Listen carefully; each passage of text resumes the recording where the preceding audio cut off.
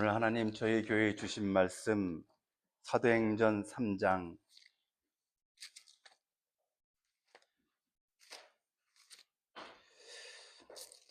19절과 20절 말씀입니다.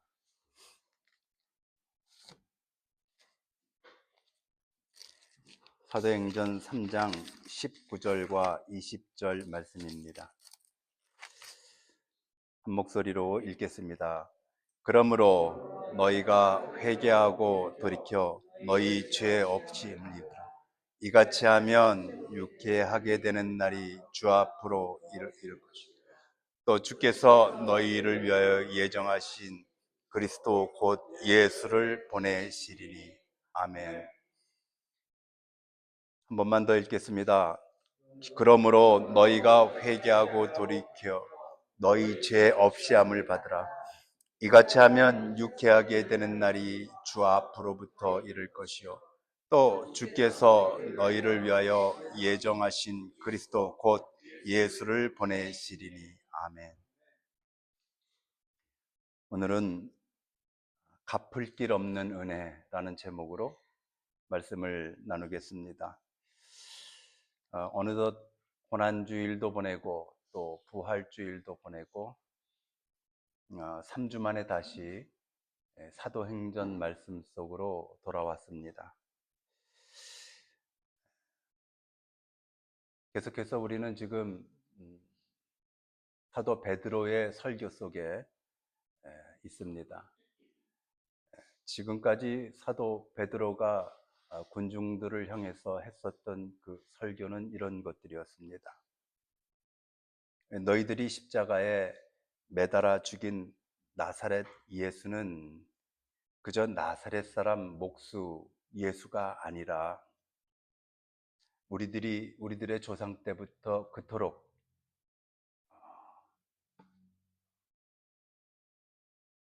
소망하던 그 메시아, 구원자, 그리스도이셨다.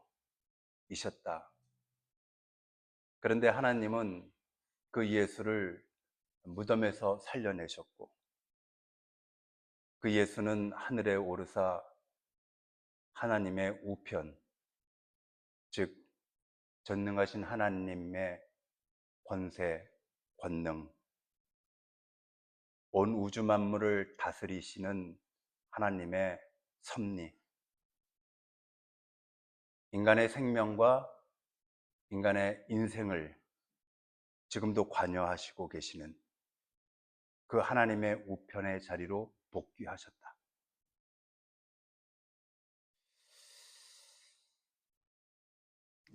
이와 같은 베드로의 설교를 듣고 베드로를 둘러싼 모든 군중들이 순간적으로 얼어붙었습니다.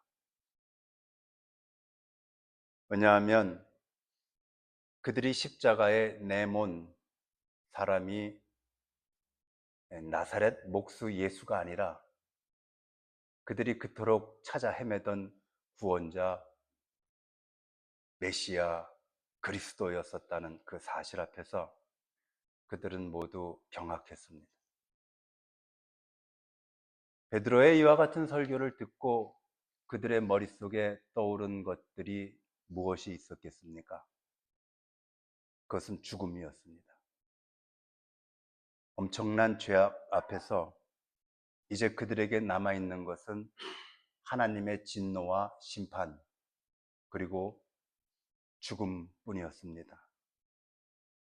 그러한 그때에 베드로가 그들에게 살 길을 알려줍니다. 너희들이 살 수 있는 길이 있다. 오늘 본문에서 그렇게 이야기합니다. 오늘 본문 19절과 20절을 한 번만 더 읽겠습니다. 그러므로 너희가 회개하고 돌이켜 너희 죄 없이 함을 받으라.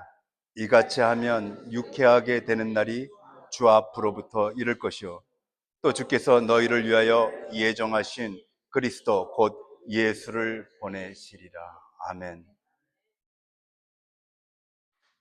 베드로가 제시하는 그 살 길이라는 것은 회개하고 돌아오는 것이었습니다.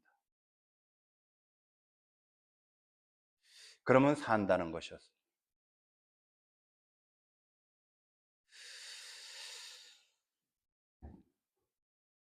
목숨을 부지하는 그런 살아나는 것, 사는 것, 그런 정도가 아니었습니다.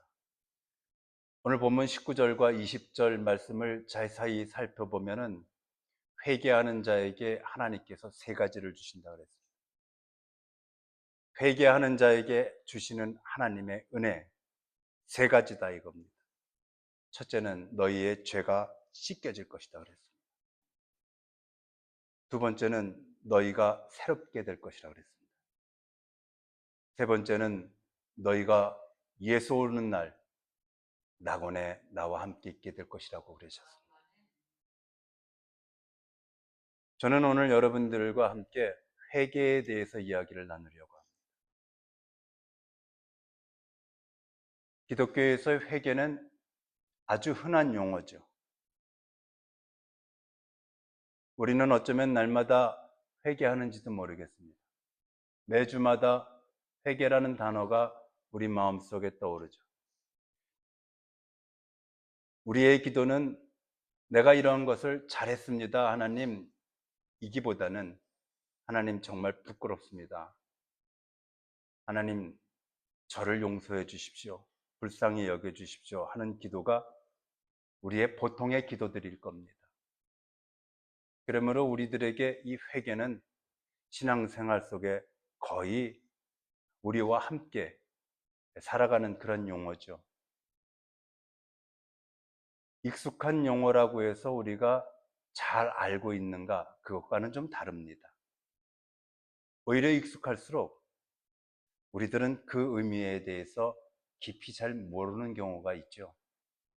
그래서 오늘은 저는 여러분들과 함께 회개에 대한, 성경에서 말하는 회개는, 우리에게 필요한 회개는, 그리고 하나님이 요구하시는 회개는 도대체 어떤 것을 말하는 것인가 하는 것에 대해서 한번 여러분과 생각을 나눠보려고 합니다. 오늘 하나님은 19절과 20절에서 세 가지를 주신다고 그러셨죠. 너희 죄가 씻겨질 것이다. 너희가 새롭게 될 것이다. 너희가 낙원에 있게 될 것이다. 하나하나가 엄청난 것들입니다. 생각해 보시죠. 인간의 회개가 도대체 얼마나 대단한 것이길래, 우리들의 회개가 도대체 얼마나 값지고 위대한 것이길래 하나님께서는 이와 같은 은혜의 보따리를 통째로 다 내어 주시느냐 하는 겁니다. 정말로 우리들의 회개는 하나님으로부터 이러한 것을 되받을 만한 그러한 회개의 신앙을 하고 있는가? 인간의 회개는 정말로 그처럼 위대한 것인가 하는 것들이죠. 그날 베드로를 둘러싼 군중들은 모두 예루살렘 성에 거주하는 사람들입니다.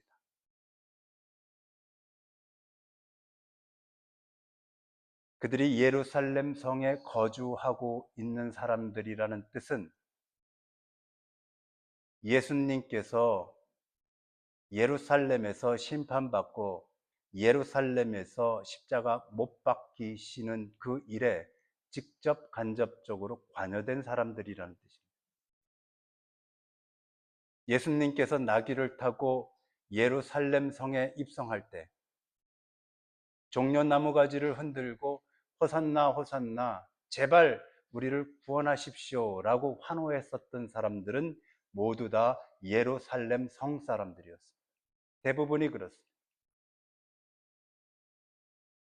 그런데 그러던 그들이 예수를 십자가에 못 박으라고 내모른 것은 불과 며칠 만에 그들은 예수를 십자가에 다시 내모른 사람들입니다. 모두가 다 예루살렘 성 사람들. 예수님을 십자가에 못 박은 주범들 하게 되면 우리 마음속에 떠오르는 사람들이 있죠. 가롯 유다. 또 누구 있습니까? 본디오 빌라도. 대제사장 가야바와 안나스 일가들. 서기관과 바리새인들, 이들은 예수님을 십자가에 내몰은 주범들입니다. 그런데 예수님을 십자가에 내몰은 것은 그들 주범뿐만이 아닙니다. 예루살렘 성에 거주하는 수많은 공범들, 그 공범들이 지금 베드로 주변에 빙 둘러 모여 있는 것. 주범들도 심판을 면치 못할 일이지만은 공범들도 하나님의 진노와 심판을 면할 수 없습니다. 이 엄청난 죄 앞에 지금 베드로는 회개하고 돌아오라고 얘기합니다.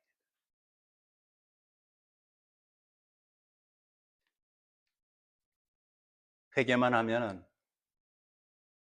그 모든 죄악들이 무효가 된다고 말씀하셨습니다. 무효가 되는 것뿐만이 아니라 너희를 새롭게 거듭나는 새 사람이 되게 해주시겠다 그랬습니다. 너희를 낙원으로 불러드리겠다고 말씀하셨어요. 회개는 도대체 무엇이길래 예수를 죽인 그 공범들, 주범들, 그 모든 죄악까지도 다 씻어낼 수 있다는 것인가? 여러분 기억을 더듬어 보시죠. 우리가 알고 있는 이 구약 성경 속에 선지자나 예언자들이 했었던 수많은 말들, 그 모든 말들은 다 하나님이 그들로 대언하게 하신 말씀들이죠. 예언자와 선지자들이 구약 성경에서 가장 많이 했었던 말이 무엇이었을까? 한번 기억해 보시죠. 무슨 말을 가장 많이 했을까? 그들은 백성들을 향해서 돌아오라. 여호와께로 돌아오라는 말이었습니다. 선지자들은, 예언자들은 입만 열면 여호와께로 돌아오라, 하나님에게로 돌아오라 하는 말이 그들의 언어였습니다. 이 돌아오라고 하는, 회개라고 하는 단어는 구약의 단어로는 슈브라고 하는데 두 개의 단어가 합쳐진 말입니다. 하나는 살던 집입니다. 또 하나는 부수다입니다. 집을 부수다. 내가 살던 집을 부숴버려서 돌아갈 집이 없게 만든 상태, 이것이 슈브, 회개다. 지금까지 내가 살던 삶의 방식, 내 집, 내가 의지하던 거, 나의 것 다 부숴버리고 이제는 돌아갈 곳이 없는, 옛 것으로 돌아갈 것이 없는 상태, 새 집을 지어야만 살 수 있는 상태, 이것이 바로 회개다. 이것이 구약에서 말하는 회개입니다. 이것이 구약의 예언자들과 선지자들이 날마다 백성들에게 했었던 회개, 돌아오라는 뜻입니다. 여러분, 예수님께서 이 세상에 계시는 동안 약 3년여 동안 공생애를 보내셨습니다. 공식적인 사역을 하신 거죠. 그분이 공생애에 이 땅에 처음으로 입을 열어서 목소리로 말씀하신 말씀이 무슨 말씀인지 여러분 혹시 기억하십니까? 예수는 이 땅에서 공생애에 최초로 무엇라고 이야기를 하시면서 세상에 나오셨을까요? 마태복음 4장 17절 말씀입니다. 뭐라고 했느냐? 회개하라, 천국이 가까웠다. 예수님은 이 세상에 오셔서 열심히 살아라, 그러면 행복해지고 잘 살게 될 것이야 라고 하지 않으셨어요. 예수님은 나는 너희를 사랑한다, 너희 모두를 사랑한다, 너희에게 복을 주실 것이다, 너희에게는 환난과 고통이 없을 것이다, 예수만 믿기만 하면 그런 말씀 하지 않으셨어요. 예수님은 이 땅에서 처음으로 입을 열어서 하신 말씀이 회개하라는 뜻이었어요. 슈브, 돌아와라. 살던 집을 부셔버리고 이제는 나랑 같이 새 집을 짓자. 이것이 예수님이 이 땅 가운데에서 하신 제일 첫 번째 언어였어요. 매우 중요한 상징적 의미를 갖고 있는 것이겠죠.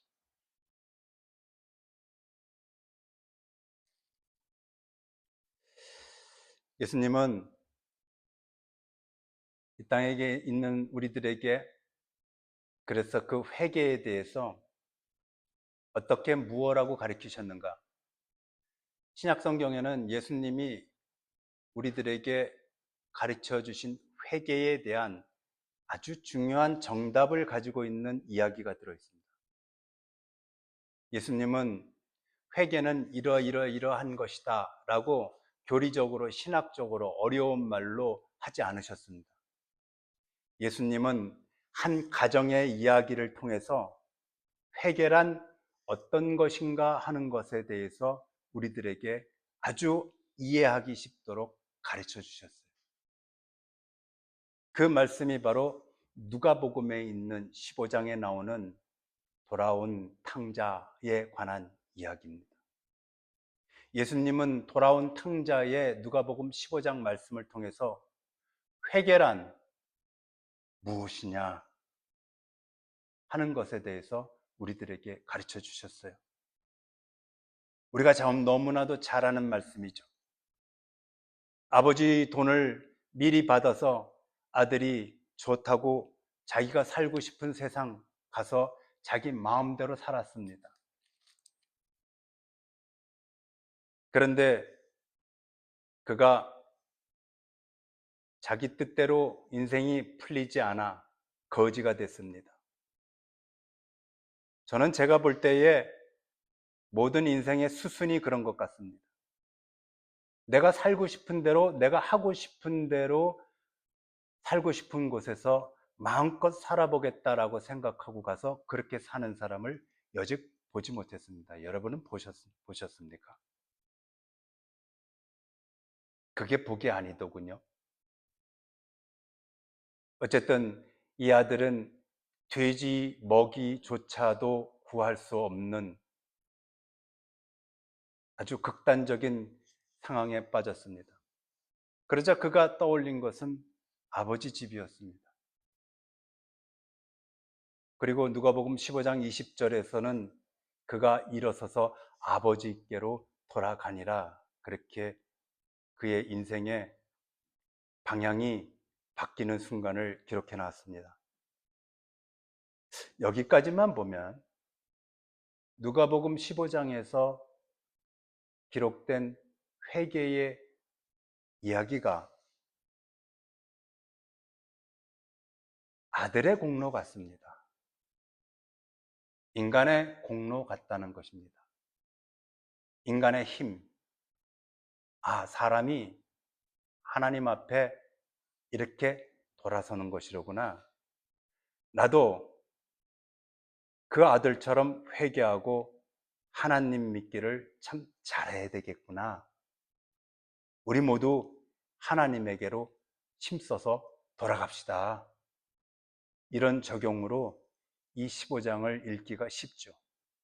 그런데 이 누가복음 15장을 회개라는 주제로 읽어보면 그 회개의 공로의 무게가 아들이 아니라 아버지에게 있다는 것을 우리는 발견합니다.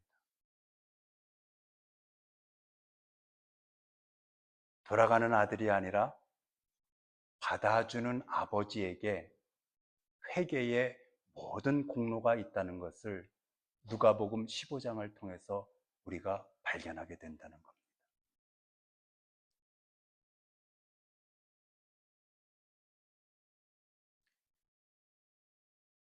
아들이 아버지 집을 향해서 나서는 그날,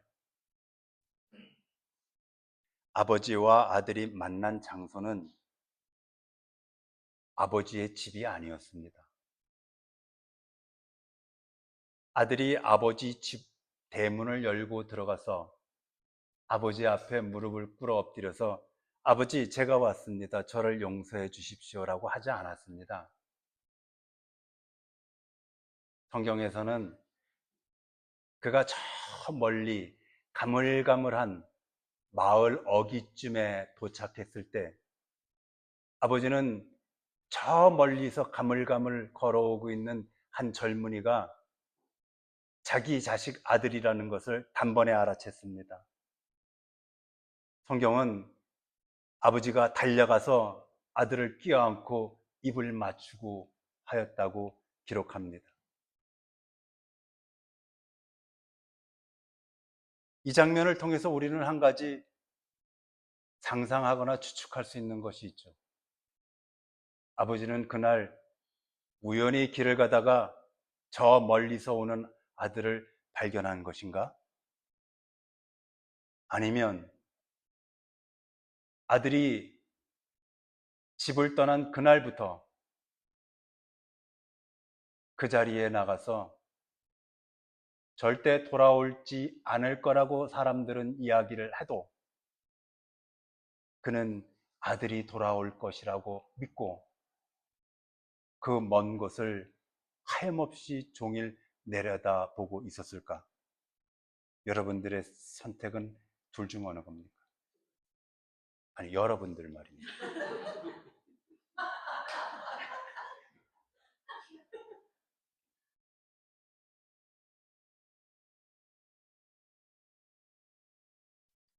김준호 청년, 박준호 청년, 박준호 청년은 첫 번째입니까? 두 번째입니까? 두 번째. 아버지는 우연히 길을 가다가 저 멀리서 다가오는 청년이 자기 아들인가 보다라고 그렇게 하지 않았습니다. 지금부터 약 한 350년 전의 화가, 제가 개인적으로 참 좋아하는 화가 렘브란트가 그린 돌아온 탕자라는 그림을 보면 거짓골로 돌아온 아들을 품에 껴안은 아버지의 눈이 멀어 있는 것으로 렘브란트는 그렸습니다.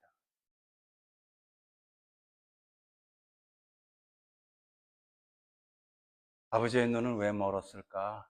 렘브란트는 왜 아버지의 눈이 장님인 눈으로 그리고 있을까? 성경 본문에는 아버지가 아들을 기다리느라고 눈이 멀었다 이렇게 기록하지는 않지만 눈 먼 건 사실입니다. 사랑의 눈이 멀어버린 아버지. 눈이 멀었죠. 렘브란트의 그 그림을 보게 되면 아버지 품에 안긴 그 아들의 등 위로 렘브란트는 자신이 그려놓고 싶은 모든 빛을 다 그 등 위에 쏟아 부었습니다. 그 등은 오래전에 아버지에게 등을 보이고 떠났던 그 등입니다. 그러나 그 등은 이제는 자기가 살던 집을 슈브 부숴버리고 자기가 살던 세상에 등을 진, 세상에 등을 진 그 등이었습니다. 이건 순전히 그림을 보고 제가 생각해낸 저의 상상력에 불과합니다. 그런데 그 등에 쏟아지는 빛을 보면서 저는 하나님의 마음이 들려오는 것 같습니다. 잘했다. 세상을 등지고 아버지에게로 돌아온 너, 세상에 등을 진 그 등에 하나님은 응원의 빛을 쏟아 부어주고 있는 것 같습니다. 제가 생각하기에.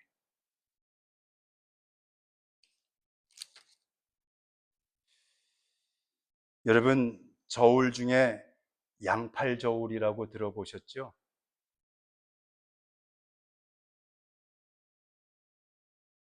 가운데 중심이 있고 이렇게 벌어진, 그래서 양쪽의 물건을 달아서 서로의 무게를 비교하는 그 양팔 저울 말입니다. 다른 말로 또 다른 저울의 용어가 있을 텐데,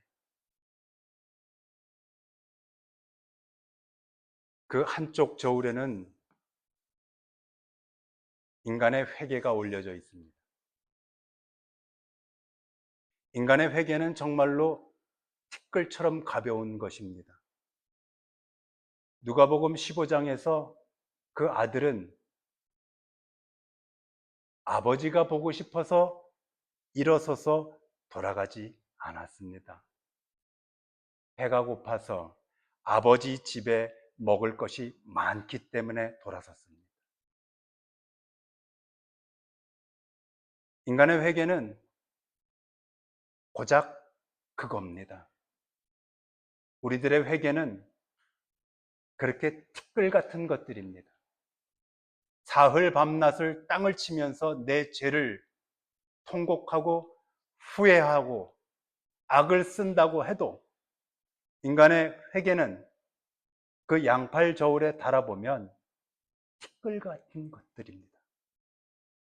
고작 아버지 집이라고 했지 아버지에게로 가야겠다라고 말하지 않았습니다. 왜 아버지 집에는 종들도 배불리 먹는데 나는 여기에서 굶어 죽는구나. 그것이 인간이 갖고 있는 회개의 한계이죠. 그런데 그 양팔 저울에 또 한쪽에는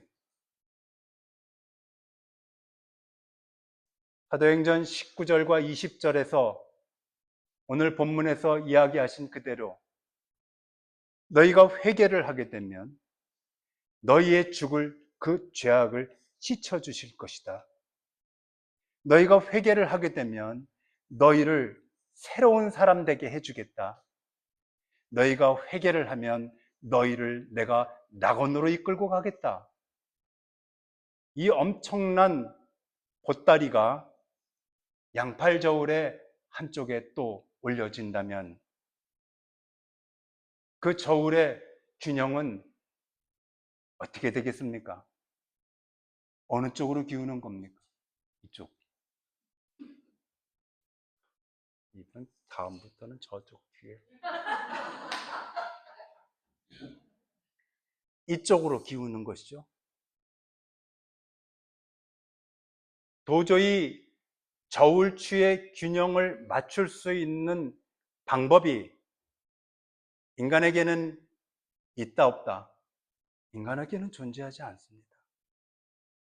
이쪽 인간의 양팔 저울 한쪽에 세상 없는 인간의 공로를 가져다 올려놔 놓는다고 해도 내 모든 목숨을 다 바치고 평생 철야 예배를 드리고 내 모든 재산을 다 갖다 쏟아 붓고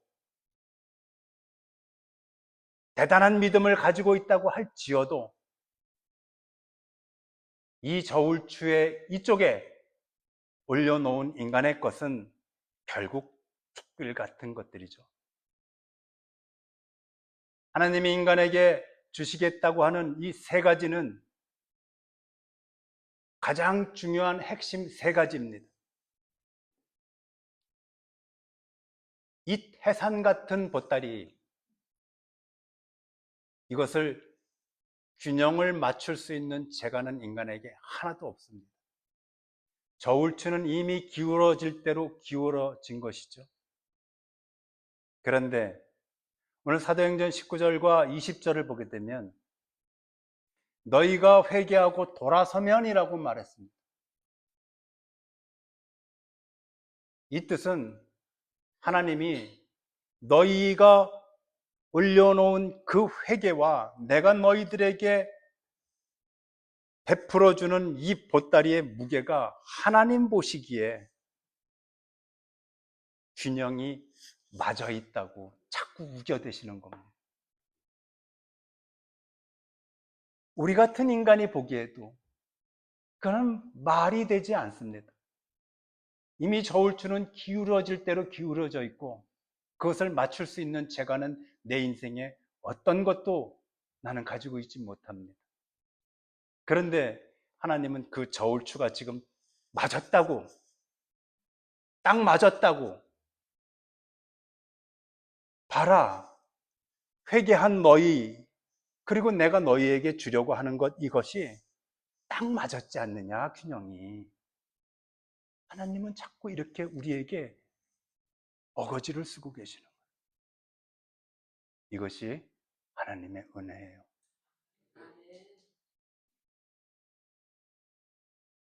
나는 받은 것밖에 없는데,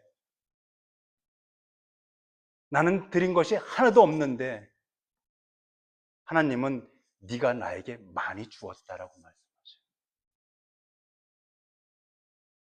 나는 요만침밖에 드린 것이 없고 요것 하나 드리는 것도 발발 떨고 이리 재고 저리 재고 온갖 꾀가 다 솟아나는데, 하나님은 너는 나에게 모든 것을 다 주었다라고 자꾸만 말씀을 하시는 거예요. 갚을 수 없는 은혜, 갚을 수가 없어요. 그 은혜 덕분에 우리는 지금까지 살아온 겁니다. 회개하지 않았어요. 지난 한 주간에 회개 설교를 준비하면서 각을 잡고 나도 한번 앉아가지고 회개해 봐야지. 그런데 웬걸 제 마음속에 회개거리가 떠오르질 않아요. 정말 답답합니다, 여러분. 내가 회개를 해야 되겠는데 하나님 앞에 나의 얼룩과 나의 잘못한 것과 내가 용서를 빌어야 할 수많은 것들이 태산 같을 텐데 내 안에 떠오르는 회개의 거리가 떠오르지 않는 당황스러움. 아, 나는 나의 죄를 모르는 인간이로구나. 내 죄를 하나님 앞에 고백하고 싶어도 나는 도대체가 내 죄가 생각나지 않는 파렴치하고 철면피 같은 인간일 뿐이로구나.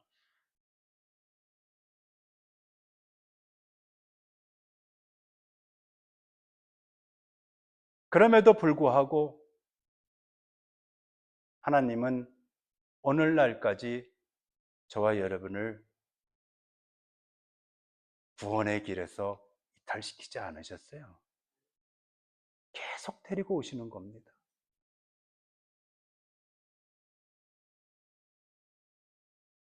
그분이 우리에게 베풀어 주신 갚을 수 없는 그 은혜라고 하는 것은 도저히 감당할 수 없는 무게예요. 회개는 나는 특별처럼 주여 나를 용서하소서, 내가 죄인입니다. 주여 내가 부끄럽습니다. 아주 주님 앞에 서면 쪽팔립니다. 제가 하는 것 하나만 가지고도 하나님의 나라의 유업을 그대로 내려주시는 하나님. 그 갚을 수 없는 은혜 가운데에서 저와 여러분, 우리 예수 교회가 걸어가고 있다는 것이 얼마나 복인지 모릅니다.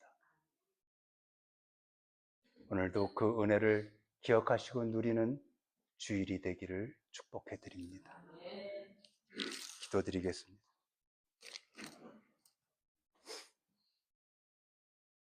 거룩하신 하나님,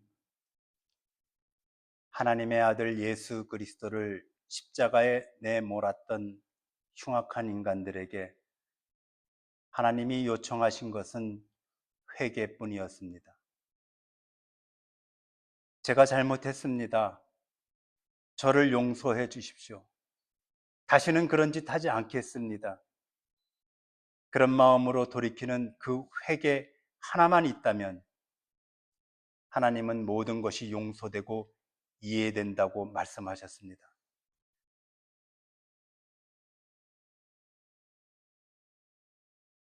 아들 예수님보다도 그 아들을 예수를 죽인 우리들이 더 사랑스러우시다는 하나님의 사랑 앞에서 우리로서는 도저히 이해가 되지 않는 하나님의 사랑이고 눈먼 사랑이요 바보 같은 하나님의 사랑이지만